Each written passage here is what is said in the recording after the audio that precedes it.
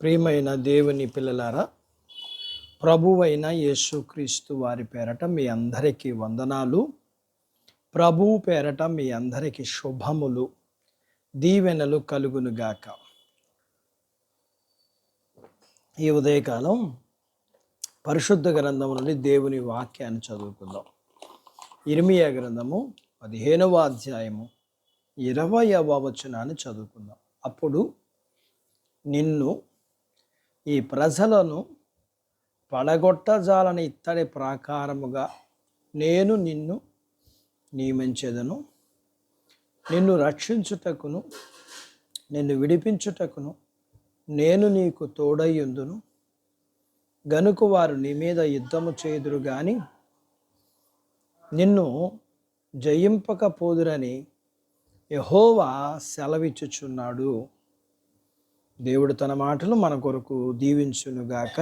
Amen. ప్రియమైన దేవుని పిల్లలరా,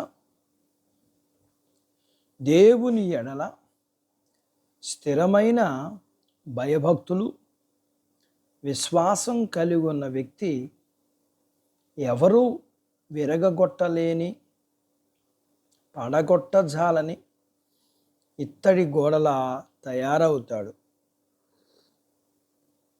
దేవుడు మాత్రమే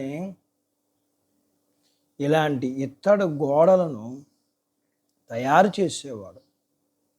అలాంటి స్థిరమైన ఆత్మీయ జీవితం ఉన్నవారు మన సంఘములో, మన దేశములో, ప్రాముఖ్యంగా మన ప్రసంగ పీఠాలపై ఉండాలి.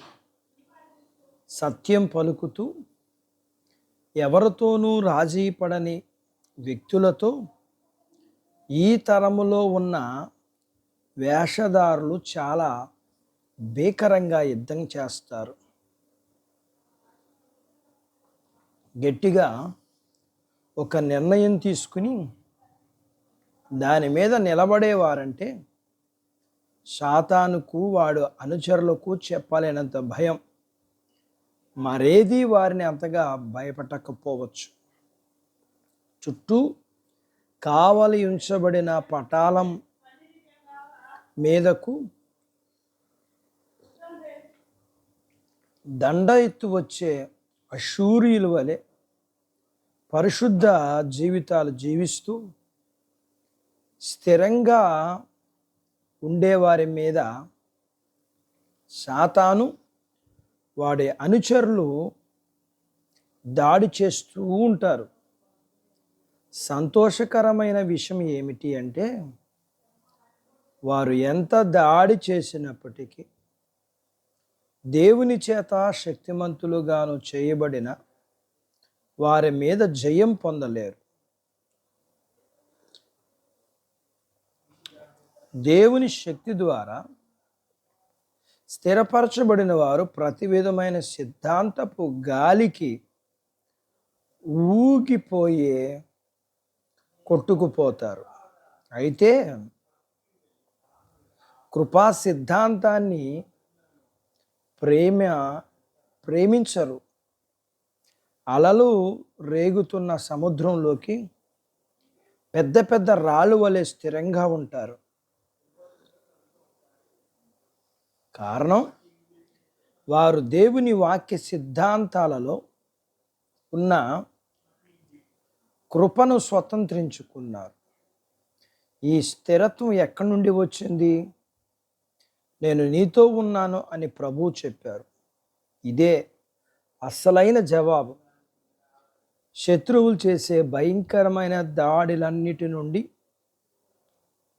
నమ్మకస్తులైన వారి ఆత్మలను యెహోవా రక్షించి విడుదల కలగజేస్తారు. దురాత్మలు మనకి వ్యతిరేకంగా ఉన్నప్పటికీ దేవుడు మన పక్షంగా ఉన్నాడు. మనం ఒక్క అంగుళం కూడా కదలవద్దు. మన స్థానంలో స్థిరంగా ఉండేటట్లు ప్రభువే స్వయంగా మనల్ని పట్టుకున్నారు. దేవుడు తన మాటలు మన కొరకు దీవించునుగాక. ఆమెన్. ప్రార్థించుకుందాం. నాతో పాటు ఏకీభవించండి.